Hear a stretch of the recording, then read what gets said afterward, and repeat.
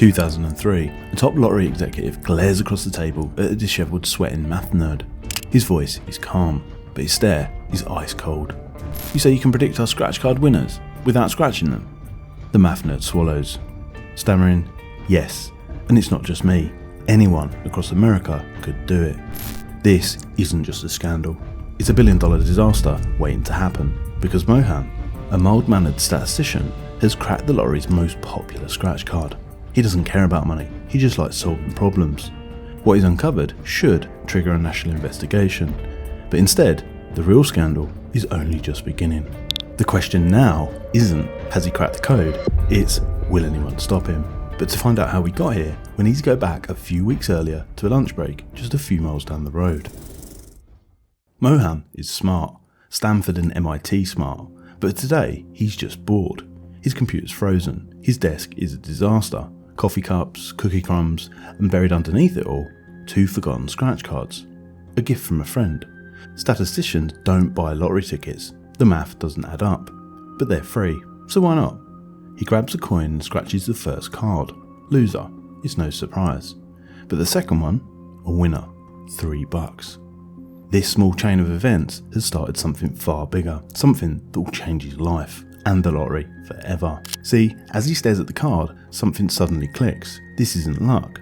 Something about the markings. They aren't random. There's a pattern, a code. And in this tiny slip of latex and ink, he sees a challenge. For Mohan, this is not about the money, it's about the puzzle. It's a puzzle that he can't resist. Now, a math nerd's name is Mohan Saravistar. Chuckling to himself and feeling like he's king of the world, he takes a walk to his local Petro-Canada gas station to claim his $3 jackpot. He'd been a quiet kid, the kind who'd spent many a lunch hour upside down in his locker, stuffed there by bigger boys. And he still speaks with a mild stammer. Get him on a subject he loves though, like military encryption or fossils, and he comes alive. And what he loves more than anything is solving puzzles and cracking codes, and he starts to think about how scratch cards actually work. For the most of us, they're just harmless fun. For a couple of bucks a week, we get to dream, and that's fine. Dig a little deeper though, and there's plenty to make you mad. The North American lottery system, legal in 43 US states and every Canadian province, is a $70 billion a year business, bigger than movie tickets, music and porn combined. And it helps of course that by playing, we think we're doing good. Lotteries were used to fund the American colonies and bankroll the young nation. They funded the expansion of Harvard and Yale and allowed the construction of railroads across the continent. And they still make an important contribution. But is it really okay that just 20 to 30% of what we spend on the lottery today goes towards public services? The rest goes on marketing to keep you playing and profits for the lottery company itself. And if we're no longer really donating, should we be making more money? Because the truth is, we aren't. The system is rigged. Take the US Powerball. The odds of hitting the jackpot are 1 in 292,201,338. You have more chance of being struck by lightning twice.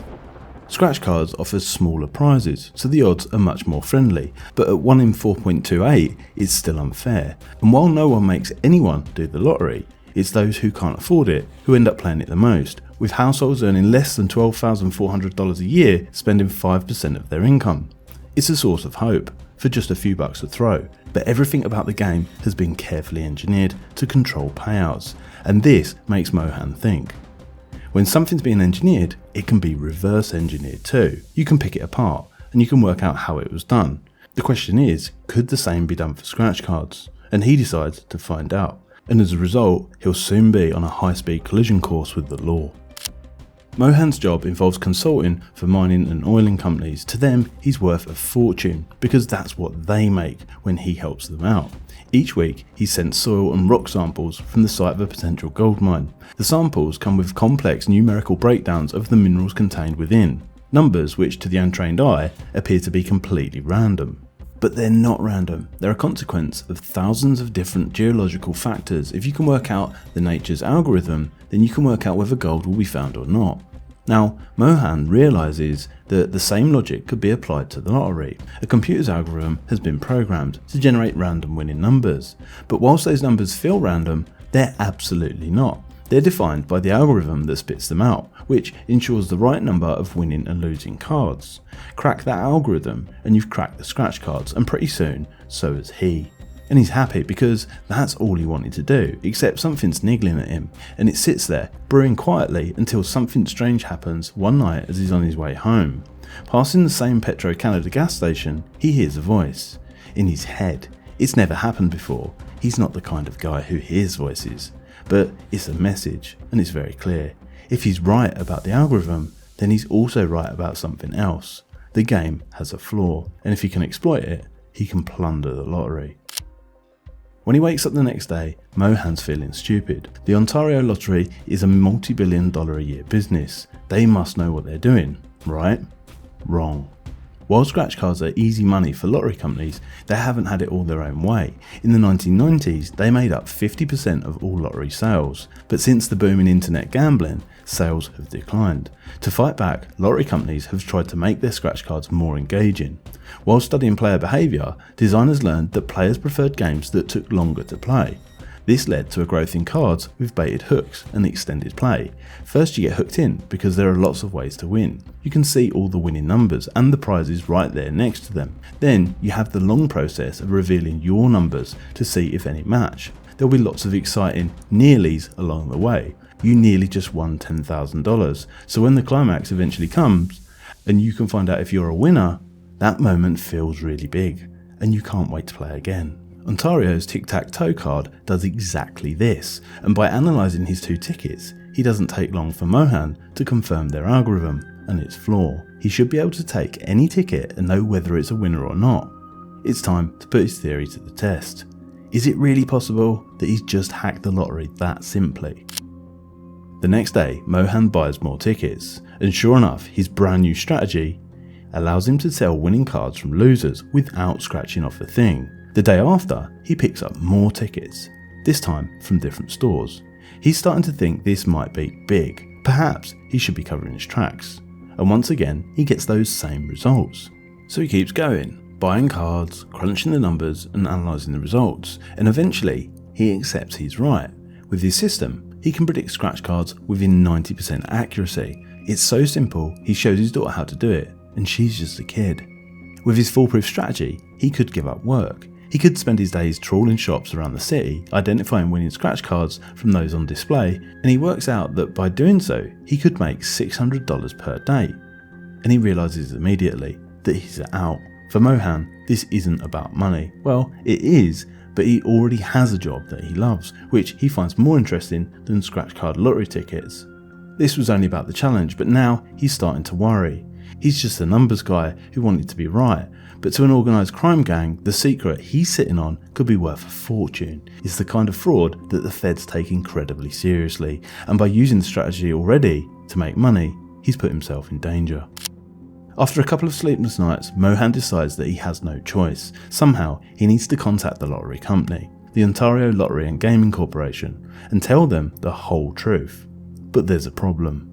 When he first gets in touch, he's referred to the head of security, Rob Zufelt. He leaves him a message and lays it all out, the flaw in his scratch cards and his simple strategy for making easy cash.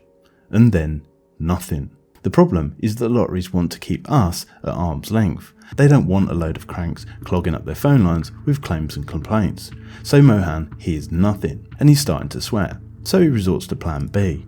He heads out and buys more tickets, but this time he doesn't scratch them. Instead, he sorts them out in two clear piles, winners and losers, based purely on his secret strategy. Then he couriers them in a package to Zufelt and adds the following note. In the enclosed envelopes, I have sent you 2 groups of 10 tic-tac-toe tickets that I purchased in the past week. Scratch off the cards and you should have a pretty solid sense of whether or not there's something fishy. He sends the package at 10 AM. 2 hours later, he gets a call from Zufelt. We need to talk. Mohan had predicted 19 out of the 20 tickets. So how exactly did this system work? His hack is so simple, it makes the lottery look like a joke. Later that day, Mohan sits down with Zufelt to show him how it's done. Step 1. Here's an untouched card. On the left is a green vertical grid which says your numbers. If you scratch it off, it reveals 24 different numbers. If 3 of your numbers also appear in a row, horizontally, vertically or diagonally, across any of the tic-tac-toe boards on the right, you'll win the prize shown, with the top prize being 50 grand. But with Mohan's method, you don't need to scratch the cards. Step 2, he maps out how often each number appears, once, twice or more. The trick? Winning numbers only appear once. Find 3 of these in a row and you've got a winner. Here's what that looks like this time superimposed onto a card itself. Step 3 is to find the ones. Focus only on numbers which appear just once. The algorithm decided that winning numbers should only appear once, whereas other numbers might appear twice, 3 times or not at all. Spot 3 of these single numbers in a row and you've probably found a winning line. If that happens, then step 4 is to finally scratch off the blue grid. And look, you've just won $10. And that's where the story should end, but it doesn't, because the scale of the scandal is about to be revealed. The tic-tac-toe game gets taken out of circulation, and the Ontario Lottery and Gaming Corporation blames it all on a design flaw. Its printing company, Pollard Banknote, claims that it's a freak one-off and we can all live happily ever after, but Mohan is not convinced. In North America, most lottery products are produced by the same companies, like Scientific Games, G-Tech Printing and Pollard Banknote, so surely this problem might be more common. Over the next few years, Mohan searches for other flawed scratch cards in the US and Canada. He finds the exact same problem in Colorado.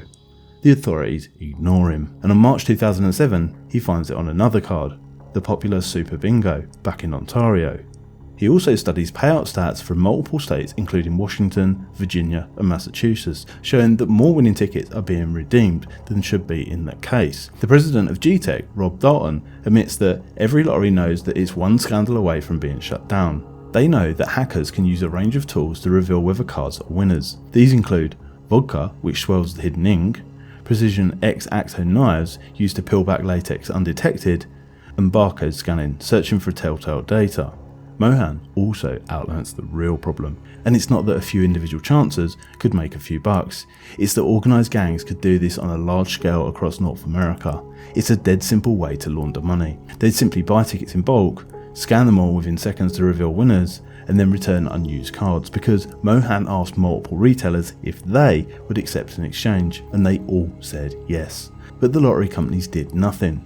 Today, numbers tend to be covered up on all parts of a baited hook scratch card, but still, on top of its terrible odds, perhaps there's a bigger reason we should all steer clear of the lottery.